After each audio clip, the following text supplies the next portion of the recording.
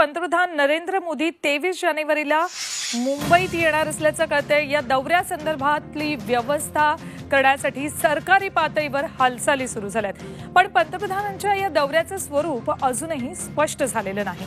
23 जानेवारीला बाळासाहेब ठाकरे यांची जयंती आणि या निमित्तानं शिवसेना भाजपचं लोकसभा निवडणुकीसाठी मनोमिलन होणार का, हे सुद्धा आपल्याला 23 जानेवारीला कळणार आहे। निवडणुकीआधी भाजप शिवसेना यांचं मनोमिलन होणार का, जाणून घेऊयात आमचे प्रतिनिधी अमित जोशी यांच्याकडून।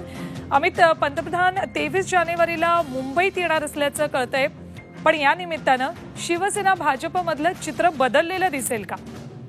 आपल्याला माहिती आहे की काँग्रेस राष्ट्रवादीमध्ये चर्चा, लोकसभा जागा वाटपी चर्चा ही अंतिम टप्प्यात पोहोचली। असं असताना अजून थांगपत्ता हा शिवसेना भाजपच्या पातळीवर दिसत नाही। त्याच्यामुळे भाजपची अस्वस्थता दिवसेंदिवस वाढत चालली आणि म्हणूनच 23 तारखेच्या कार्यक्रमाच्या निमित्ताने शिवसेना बरोबर मनोमिलन करत हा सगळा वाद संपुष्टात आणत निवडणुकीच्या तयारी करण्याची घाई बसला आहे। आणि म्हणूनच 23 तारखेला पंतप्रधानांच्या दौऱ्यांच्या निमित्ताने आणि बाळासाहेब ठाकरे यांच्या जयंतीच्या निमित्ताने हा सगळा मनोमिलनाचा प्रकार घडून आणणार का, यासाठी भाजपचे युद्ध पातळीवर सुरू आहेत। पंतप्रधानांचा दौरा हा त्याचाच एक भाग आहे। निश्चित।